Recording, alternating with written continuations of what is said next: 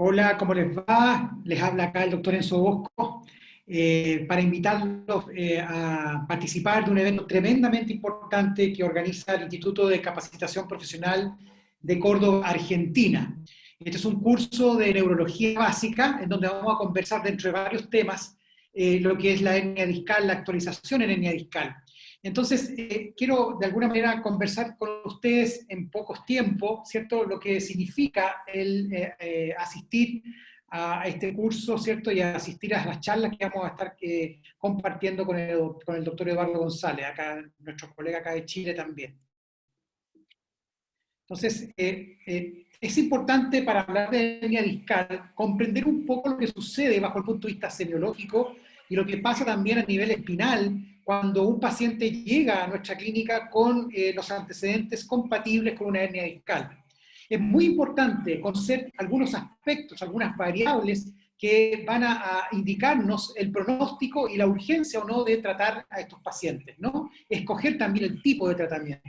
Entonces es muy fundamental conocer el momento de aparición de los signos y cuáles son los signos que estamos observando en los pacientes. Por ejemplo, un paciente con una hernia discal que afecta a la médula espinal la puede afectar en forma superficial. Y ahí podemos tener pacientes, por ejemplo, que estamos viendo ahí en el primer video con una ataxia, una incoordinación en su marcha. También puede ser un poquito más complicada la hernia, donde el disco que extruye, que está enfermo, ¿cierto? Puede comprimir en forma un poquito más masiva, un poquito en forma más grave, ¿cierto? Y provocar lo que estamos viendo ahí, que ya es una paresia o incluso puede llegar a pacientes con plegia, que es el tercer video que vemos abajo, ¿no? Un paciente que ya no tiene ninguna capacidad motora. Parecia, hablamos lo vamos a ver en la charla, en el curso, es cuando hay debilidad, cuando hay trastornos de las neuronas motoras principalmente, en forma parcial, y cuando ya tenemos un compromiso de motoneuronas ya en forma importante por la hernia discal, vemos la plegia, ¿no? Que es lo más grave, lo más preocupante. Otras variables muy importantes de contestarse frente al paciente con una hernia discal es saber si la patología que se presenta fue aguda o fue progresiva, si fue simétrica o fue asimétrica. Hay algunas enfermedades de la médula espinal que pueden afectar en forma focalizada asimétricamente a la médula, cosa que no es compatible muchas veces con hernia discal, por ejemplo, ¿no? Y el dolor paravertebral. Toda hernia discal, salvo algunas que vamos a ver un ratito más, son dolorosas porque afectan a la meninge, principalmente estructura que envuelve la médula y que tiene gran cantidad de ricos receptores del dolor, ¿no? Entonces, vamos a entender a cabalidad en el curso, ¿cierto? ¿Qué ocurre en una médula espinal que está afectada por un disco intervertebral enfermo que se proyecta hacia el canal vertebral, comprimiendo o afectando la médula espinal? Ahí tenemos algunas fotos de resonancia magnética nuestra, ¿cierto? Y de cirugía. Ustedes pueden ver que hay un compromiso de la médula espinal, principalmente compresivo, pero también a veces ser contusivo. Eso lo vamos a ver en detalle también en el curso, ¿no? Entonces, vamos a hablar de los aspectos del disco intervertebral a considerar para entender un poco qué es lo que ocurre, ¿cierto? Bajo el punto de vista fisiopatológico en un disco intervertebral que se degenera, que se enferma, y vamos a entender también por qué se rompen o a veces protruyen sin romperse, ¿no? Esta es una diapositiva muy antigua del doctor Hans-Jürgen Hansen, que fue uno de los primeros que describió la enfermedad degenerativa del disco y su complicación con la hernia discal, ¿no? Entonces vamos a hablar de las estructuras o las partes, ¿cierto?, del disco intervertebral, cómo está constituido el disco intervertebral bajo el punto de vista molecular. Vamos a entender un poco los aspectos, como les digo, fisiopatológicos de lo que sucede con el disco. Ahí vemos las tres partes más importantes del disco intervertebral, que es el núcleo pulposo, la zona de transición que une el núcleo pulposo con la tercera parte más externa, que es el anillo fibroso, que es rico, ¿cierto?, en colágeno, principalmente tipo 1 y tipo 2. Entonces vamos a conocer también la estructura del disco intervertebral. También vamos a conocer qué es lo que sucede con un disco que es sano, en su diferencia con un disco enfermo. ¿Por qué? ¿Y qué ocurre en estos discos que de alguna manera se produce la enfermedad degenerativa y después se complica con la hernia discal, ¿no? Vamos a entender cuáles son las células que generan el disco, cuáles son las estructuras moleculares, como les digo, y qué es la característica, cuál es la característica que vemos en un disco enfermo muy propenso a romperse y a comprometer la médula. También vamos a repasar en la clase, ¿cierto?, el por qué, cuál es la causalidad de que un disco se enferme, ¿no? Y esto es muy interesante porque muchas veces, y no muchas veces, hace mucho tiempo, digamos, teníamos el concepto de que los pacientes con hernia discal sufrían, ¿cierto?, un fenómeno degenerativo que era de dos tipos, principalmente un tipo degenerativo condroide, donde el disco se transforma en algo cartilaginoso, ¿cierto?, en su fenómeno o en su proceso patológico degenerativo, y también teníamos el otro tipo de hernia, que donde existía una posibilidad de una degeneración fibrosa o fibroide, ¿no?, que es lo que caracterizaba la hernia tipo 2 principalmente. Entonces, vamos a revisar, ¿cierto?, estos conceptos que hoy día han cambiado totalmente después de la generación de esta tremenda publicación de la doctora Natasha Olby y sus colaboradores, donde nos clasifican hoy día una hernia discal con subclasificaciones totalmente novedosas y bastante clarificadoras, ¿cierto?, de lo que sucede en un paciente con una hernia discal.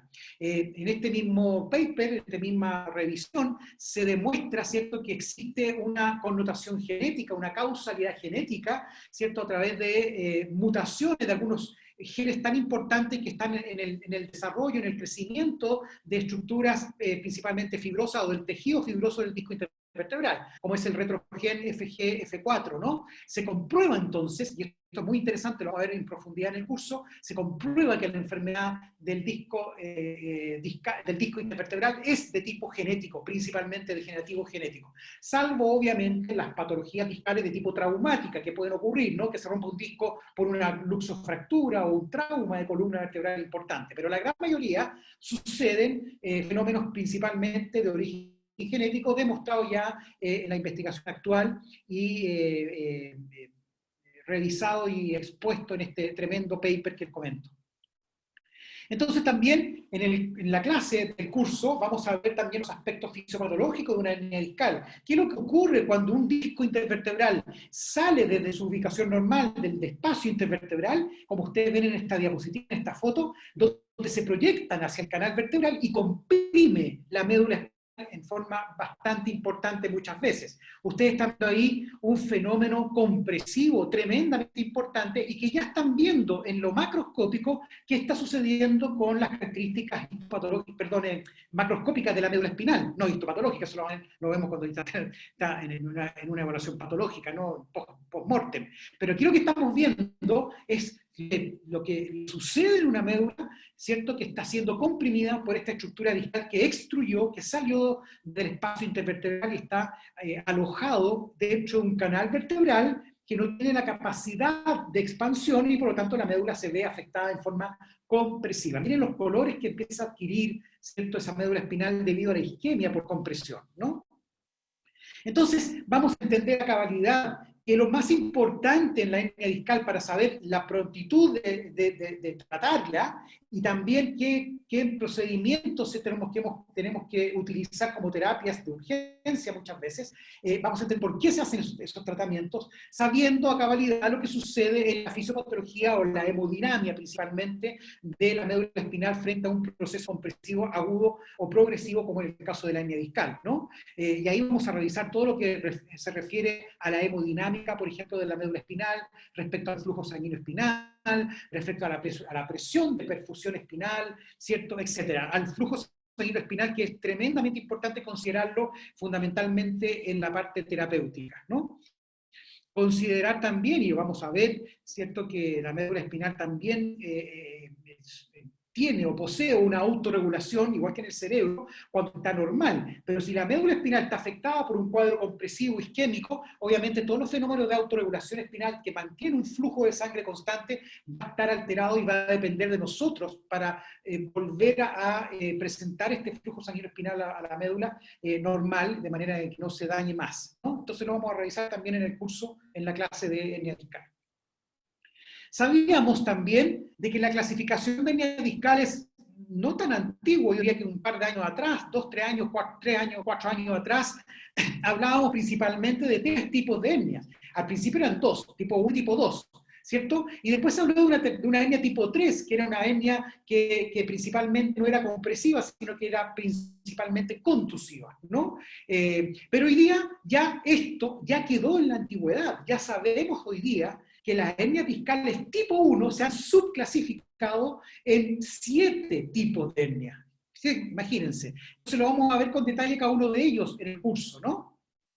Y eso está avalado por la evidencia científica, ¿cierto? Con la presentación de casos de papers, de publicaciones, que nos hablan fundamentalmente del tipo o el subtipo de hernia discal, principalmente del tipo 1. En realidad, todas las hernias discales que hoy día conocemos, ¿cierto? Los tipos de hernia clasificados hoy día en el momento actual de la neurología urinaria, obedecen principalmente a una clasificación que se subclasifica la hernia tipo 1, porque la tipo 2 sigue siendo tipo 2, la protrusiva.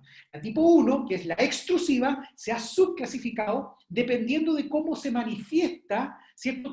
Qué es lo que sucede, cómo se comporta el disco extruido, que es el tipo 1, en el canal vertebral en su relación con la médula. Entonces, ahí vamos a ver que hay distintos subtipos que es muy importante considerar, y que créanme que nosotros los neurocirujanos, que cuando operábamos hernias discales hace mucho tiempo, ya nos estamos dando cuenta que existe una variedad de presentación de hernias tipo 1 que no estaba siendo todavía clasificada en forma hoy día profesional como existe en el mundo hoy día después de este paper, de esta publicación de la doctora Olvi y sus colaboradores, ¿no?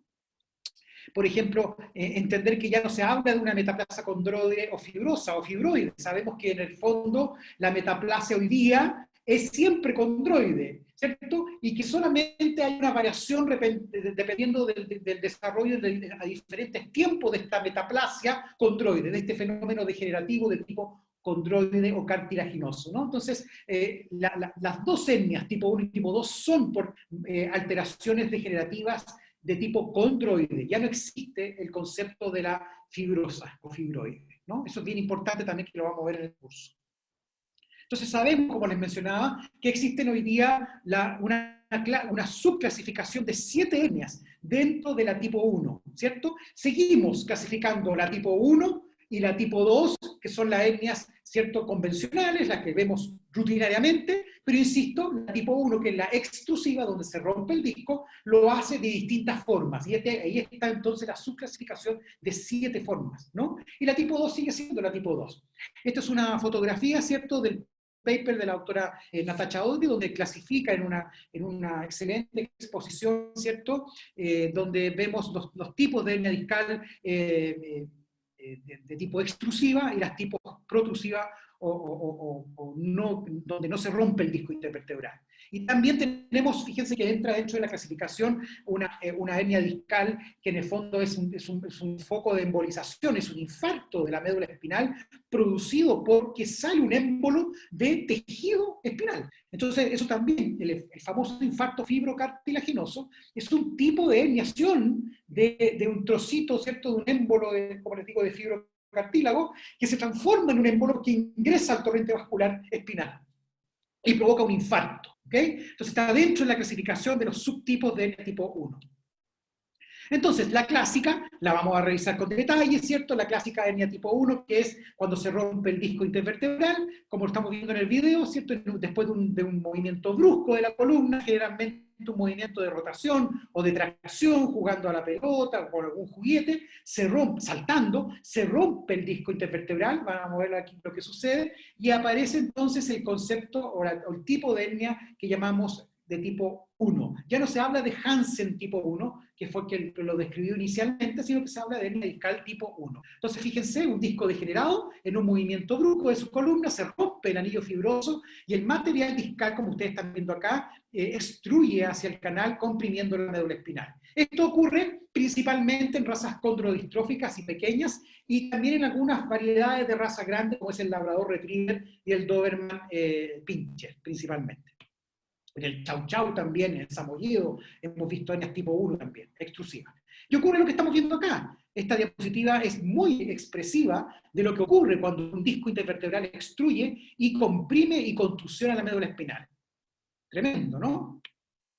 La tipo 2 es la protrusiva, es una metaplasia condroide, acuérdense que ya no es fibrosa, es condroide, de hecho aquí la tengo todavía con el concepto antiguo, se habla de hoy día fibroide, de tipo condroide, ¿cierto? Que hace que el disco intervertebral en su anillo fibroso se reblandezca. Y entonces en el tiempo, en forma progresiva, como ustedes están viendo en el video, comienza a producirse esta protrusión hacia el canal vertebral y empieza a comprimirse progresivamente la médula espinal y da afecciones espinales o signos espinales en el tiempo, no es de una aparición de un momento a otro como ocurre en la hernia tipo 1, ¿no? Entonces vamos a revisar con detalles las hernias tipo 1 en sus subtipos, que son, por ejemplo, la que en inglés se abrevia como ANPE, ¿cierto? Que es una extrusión discal, una hernia tipo 1, extrusiva, aguda, pero no compresiva. ¿Qué es lo que sucede aquí en esta ANPE, en esta enfermedad aguda no compresiva? Es que un trocito de disco intervertebral, que generalmente puede ser un núcleo pulposo hidratado o deshidratado, se incrusta, penetra a la médula espinal, provocando un fenómeno principalmente contusivo y no compresivo. Por lo tanto, AMPE ya sabemos que no es un tipo de hernia que se opera, sino que tiene que ser resuelta bajo el punto de vista terapéutico como un trauma espinal. Y ahí vemos una resonancia, por ejemplo, donde vemos estructuras hipointensas o hiperintensas dentro de la médula espinal. Estas son consideradas hernias AMPE, ¿no? Tenemos la otra, que es la extrusión discal aguda con hemorragia epidural. Lo hemos visto muchas veces. Un disco intervertebral, que también es tipo 1, extruye, pero compromete los plexos venosos que están dentro del canal vertebral. El piso del canal vertebral tiene plexos venosos, venas, y esos plexos venosos se rompen por la presencia de un disco indurado, un disco degenerado, ¿cierto?, deshidratado, y se complica la hernia discal con una hemorragia epidural que estamos viendo ahí. Estos son los plexos, ahí los mostré en una fotografía, estos son los plexos, ¿cierto?, que están en el piso del canal vertebral, aquí se sacó la médula espinal, y estos plexos son los que se rompen frente a la presencia de este material discal y provocan, además de la herniación discal, la hemorragia epidural. Eso es lo que clasificamos hoy día como DEEH, en sus términos, en lo que es la nomenclatura inglesa, anglosajona. Acá tenemos la presentación, lo vamos a ver también en detalle, cómo se observa en resonancia magnética una hernia discal, ¿cierto?, de tipo hemorrágica, en una resonancia magnética, ¿cierto? Lo vamos a ver con detalle, cuáles son las características y las distintas secuencias de resonancia magnética. Tenemos otra forma de presentación que es bastante interesante y está siendo cada vez más frecuente, que afecta principalmente al cuello de nuestras razas medianas y pequeñas, que es la hernia discal hidratada. Aquí la hernia tipo 1 no es una extrusión de un disco degenerado enfermo, sino que es un disco hidratado, y por lo tanto en resonancia se va a ver blanco, una estructura blanca, la pueden ver acá, ¿cierto?, hiperintensa, en T2 principalmente, donde vemos la disposición del material discal desde un disco no enfermo en forma importante bajo el punto de vista degenerativo o con deshidratación, sino que es un disco que se rompe y envía núcleo pulposo hidratado al canal vertebral, ¿sí? Eso generalmente, la compresión no es tan importante, sino que es más bien contusivo a veces. Por lo tanto, estamos hoy día, veremos, ¿cierto? Estamos un poco indecisos, saber si se operan o no se operan estas hernias discales. Hoy día, en nuestra casa de trabajo, en el Instituto Neurológico, estamos decidiendo no operar los pacientes con hernia discal hidratada, porque muchos de ellos, sin cirugía, han recuperado bastante bien en el tiempo con tratamiento médico. Les vamos a mostrar distintas pacientes con esta hernia discal hidratada, ¿no? Ahí podemos ver también otra forma en corte sagital en T2, cómo se ve la presencia de este material, aquí en el corte transverso, el material hidratado hiperintenso en T2, o blanco, ¿no? La otra forma es la hernia discal tipo 1, o extrusión discal, pero es una lesión bastante grave, y lo hemos visto también en la práctica con mucho menos frecuencia, que es la intradural, intramedular, o sea, el disco que extruye, es una hernia tipo 1, el disco se dispone en el canal vertebral, en la dura madre, o sea, atraviesa la meninge, e incluso se incrusta dentro, penetra dentro de la médula espinal. Es una patología tremenda, una forma de presentación bastante grave, obviamente, porque provoca mucho daño estructural, ¿cierto?, de la médula espinal. Y se puede observar principalmente en este paciente, lo vamos a revisar en el curso, ¿cierto?, en forma mucho más profunda, en este paciente que en particular pensamos que era un meningioma, pero nos llamaba la atención lo agudo de la signología, lo operamos, ahí estamos haciendo una durotomía, perdón, de esta médula espinal que estaba afectada, y obviamente al abrir la médula espinal, ¿cierto?, lo abrimos con una aguja hipodérmica, al abrir la dura madre de esta médula, nos dimos cuenta que no era un meningioma, sino que era material discal dentro de la médula espinal, o sea, atravesó, estaba en la meninge, miren acá, estaba en la meninge atravesándola, y dentro de la médula había material extruido del disco, ¿no? Miren aquí, abrimos más la dura, y miren la gran abundante cantidad de material discal extruido. La otra forma de presentación del hernia tipo 1, como les mencionaba, es la que hoy día llamamos a formar parte de la hernia discal tipo 1 dentro de la subclasificación de hernia tipo 1, que es el infarto o embolismo fibrocartilaginoso. Esta es una enfermedad que también se produce porque lo que provoca el infarto de la médula espinal, principalmente a nivel cervical o lumbar, son las dos áreas con más frecuencia de afección, proviene de un disco intervertebral. Es un trozo, un émbolo de fibrocartílago que ingresa a una arteria espinal, ¿cierto? Y también puede ser a una vena espinal, pero principalmente arteria, y provoca la obstrucción, el infarto en un sector de la médula espinal. Y esto es bastante serio cuando se afecta la materia gris, cuando hay pérdida de dolor profundo en el paciente. Cuando no es así, por terapia física lo podemos sacar adelante, pero estos pacientes, obviamente, como entenderán, es un accidente vascular, por el émbolo de fibrocartílago del disco, no es una patología de tratamiento quirúrgico, ¿no? Vamos a hablar de los mecanismos, de los procedimientos de herramientas de diagnóstico, vamos a hablar de todas ellas, resonancia, tomografía computada, mirografía, etc. Ahí vemos la clásica presentación de una hernia discal en resonancia, ¿cierto? Este material muy intenso cuando estamos con un disco enfermo. Pero ustedes ya se están dando cuenta que existen distintas formas de presentación de la hernia tipo 1, así que cada una de ellas tiene una representación, una expresión neuroimagenológica en resonancia y en tomografía que es bastante clásica, ¿no? La vamos a revisar en profundidad. También cuando hablemos de resonancia o de neuroimágenes, vamos a hablar de la diferencia de los grados de Friedman y Thompson, ¿no? Friedman tiene que ver principalmente con lo que pasa y lo que sucede en el fenómeno degenerativo del disco intervertebral, y Thompson habla de lo que pasa a nivel patológico, anatomía patológica, ¿no? También vamos a entender y vamos a cabalidad hablar de la terapia de la hernia discal médica, cuando ya, por ejemplo, no operamos, o cuando ya operamos y después qué sucede con estos pacientes, o cuando estamos en espera de tratarlos quirúrgicamente, saber que ya definitivamente los corticoides no son una terapia hoy día aconsejada, porque fundamentalmente va a agravar la situación isquémica comprensiva de esa médula espinal. Hoy día está demostrado, ¿cierto?, que los corticoides no se deben dar con ese objetivo. Podemos dar corticoides principalmente para aliviar el dolor meningio asociado a la hernia discal. Entonces podemos dar 1 o 2 días corticoides, no más que eso. Pero si empezamos a dar por más días, vamos a dañar más el fenómeno fisiopatológico, o isquémico que ocurre en una médula espinal enferma por una hernia discal. Entonces hay que descomprimir fundamentalmente, y vamos a explicar por qué en profundidad. ¿Y para qué? Para mantener la presión de perfusión espinal, tan importante concepto que debemos siempre tener en cuenta cuando hagamos un abordaje semiológico y un abordaje terapéutico de la hernia discal, ¿no?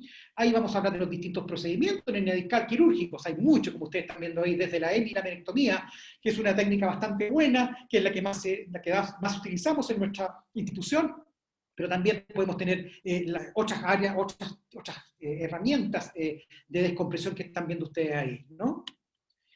Vamos a hablar también de fisioterapia, lo importante que es la terapia física lo antes posible, después de una cirugía. Si la terapia física comienza en forma muy temprana, el mismo día de la cirugía ya comienza la terapia física. ¿cierto?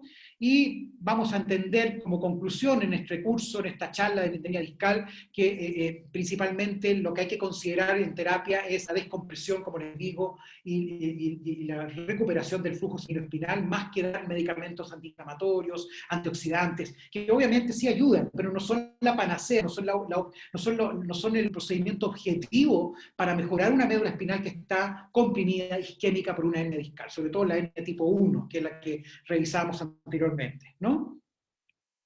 Muy bien, pues, doctores queridos, eso es lo que tenía que decir en este preámbulo al curso que vamos a ofrecer en un tiempo más a través, como digo, del ICP Córdoba, Argentina. Yo estoy muy honrado y muy agradecido de que me hayan invitado nuevamente a participar de este gran evento vía online para capacitación veterinaria de todos ustedes, ¿no? Nos vemos pronto, cuídense mucho.